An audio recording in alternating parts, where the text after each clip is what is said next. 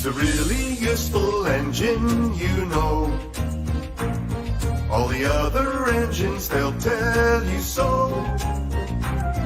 He huffs and puffs and whistles, rushing to and fro. He's the really useful engine we adore.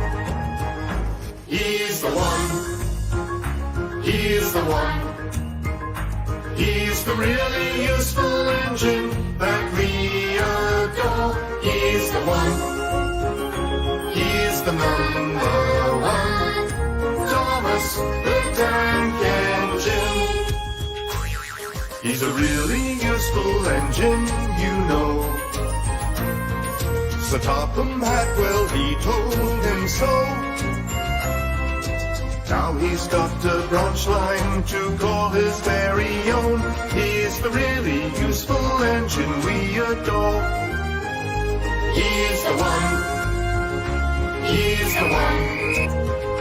He's the really useful engine that we adore. He's the one.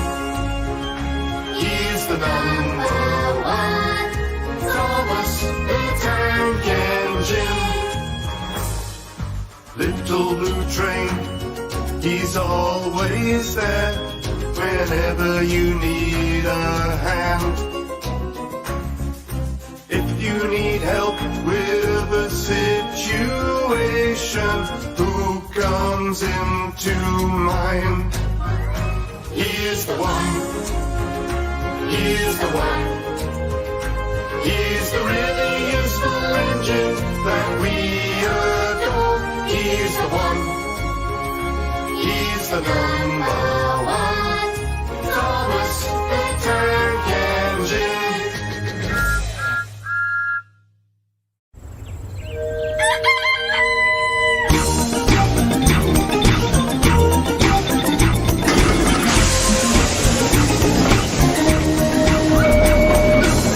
The sun is shining, it's a lovely day.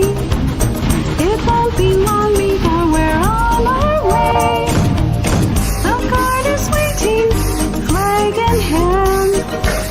He blows his whistle, we're out to sea and sand. The sky is blue, there's not a cloud in sight. So much excitement, didn't sleep all night. Now Tilly's rushing through the countryside, with people waving as we whistle by.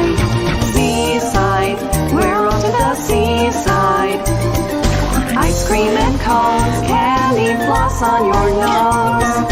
Seaside, we're on to the seaside. We're gonna have a lovely day. Just one more hill to climb and we'll be there.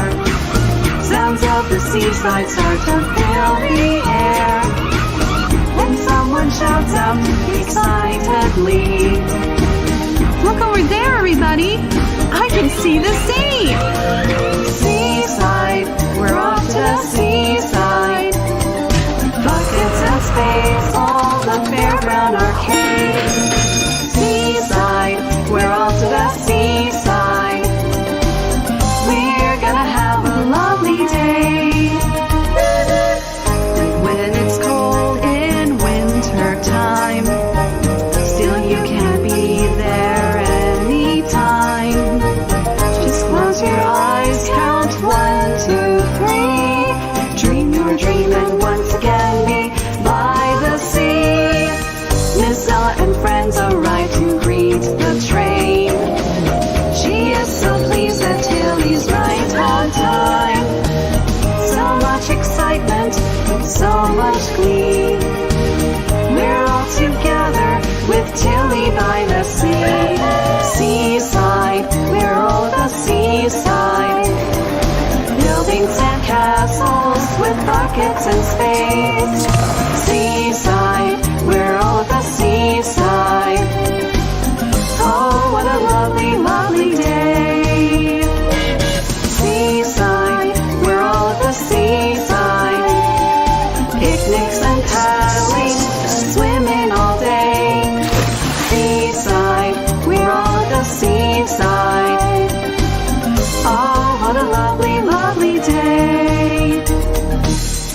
Tilly for such a lovely day.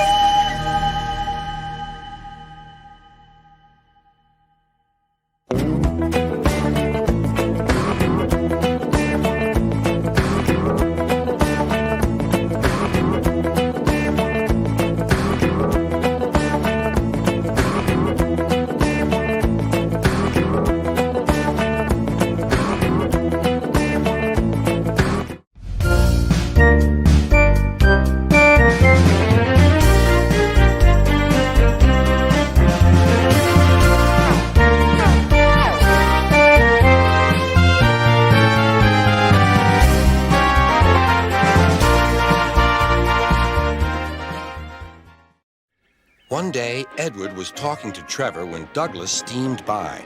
He was pulling a train of heavy coal cars. "Come on, Edward. Stop gossiping in the sun when there's work to be done."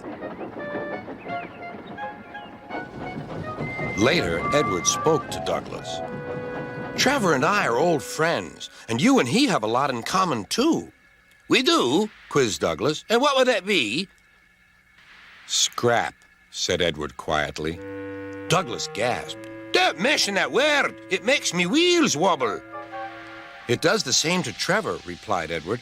"He was being sent to the scrapyard, but the vicar and I saved him, and now he's really useful again. Even so, Sir Topham Hatt certainly does need another steam engine here."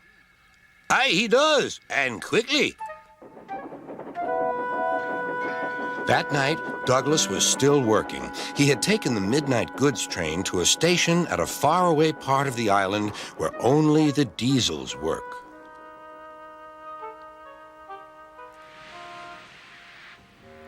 He was just shunting, ready for his return journey, when... "That sounds like a steam engine," he thought. The hiss came again. "Who's there?" asked Douglas. A whisper came. "Are you Sir Topham Hatt's engine?" "Aye, and proud of it.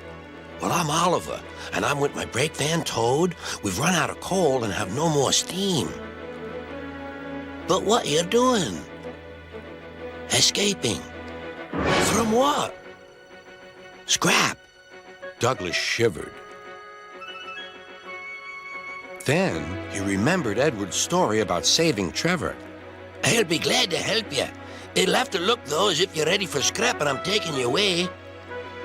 Their drivers and firemen agreed to help, too. Everyone worked fast. "No time to turn round. I'll run tender first. Come on."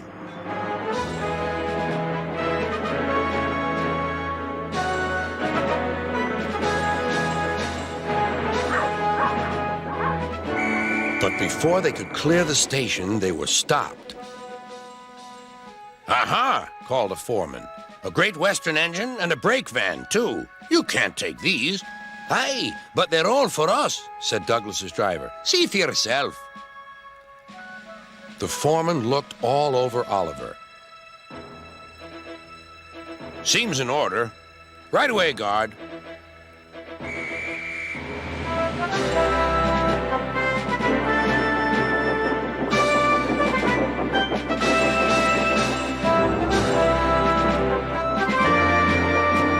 "That was a near thing." "We've had worse," replied Oliver, and they forged ahead.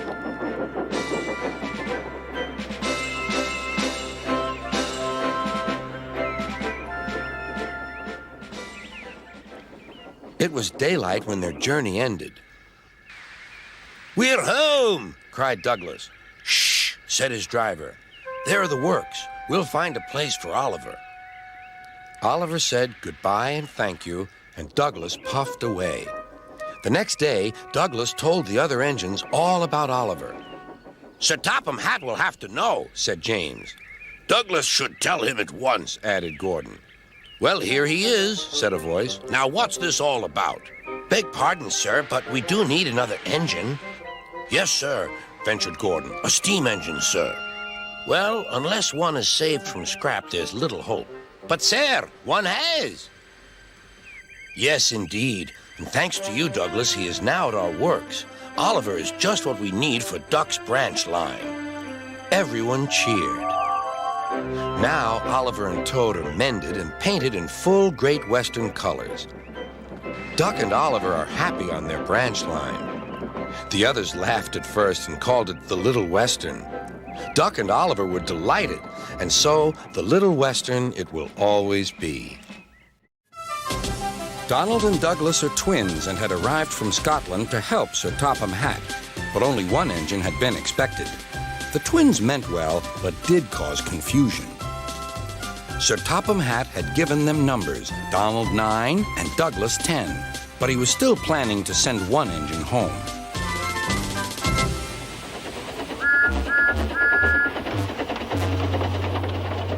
There was a brake van in the yard that had taken a dislike to Douglas. Things always went wrong when he had to take it out. His trains were late, and he was blamed. Douglas began to worry.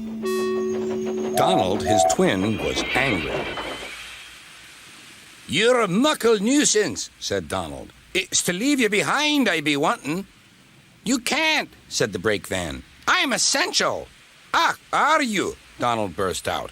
"You're nothing but a screeching and a noise when all's said and done. Spite doggy, would you? Take that!" "Oh! Oh!" cried the van. "There's more coming should you misbehave." The van behaved better after that. Until one day, Donald had an accident. The rails were slippery. He couldn't stop in time.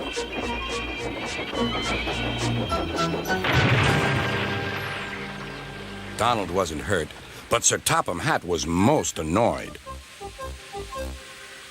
"I am disappointed, Donald. I didn't expect such clumsiness from you. I had decided to send Douglas back and keep you." "I'm sorry, sir," said Donald. "I should think so, too.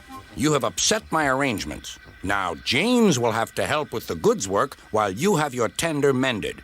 James won't like that."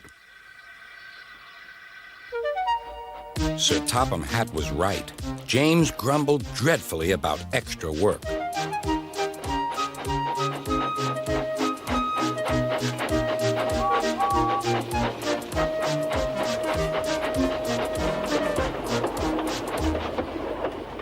"Anyone would think," said Douglas, "that Donald had had his accident on purpose. I hear tell about an engine and some tar wagons." "Shut up," said James. "It's not funny."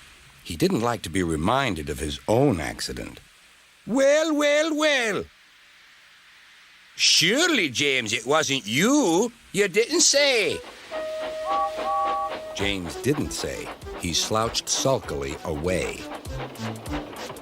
"James is cross," snickered the spiteful brake van. "We'll try to make him crosser still." "Hold back," giggled the freight cars to each other.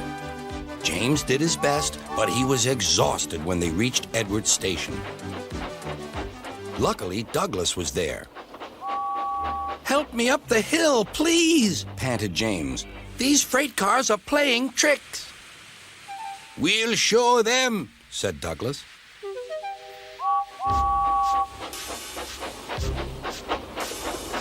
Slowly but surely, the snorting engines forced the freight cars up the hill. But James was losing steam. "I can't do it! I can't do it!" "Leave it to me!" shouted Douglas. The conductor was anxious. "Go steady! The van's breaking!" The van was in pieces. No one had been hurt, and soon Edward came to clear the mess. Sir Topham Hatt was on board. "I might have known it would be Douglas," he said. "Douglas was grand, sir," said Edward. "James had no steam left, but Douglas worked hard enough for 3. I heard him from my yard." "2 would have been enough," said Sir Topham Hatt. "I want to be fair, Douglas, but I don't know. I really don't know." Sir Topham Hatt was making up his mind about which engine to send away, but that's another story.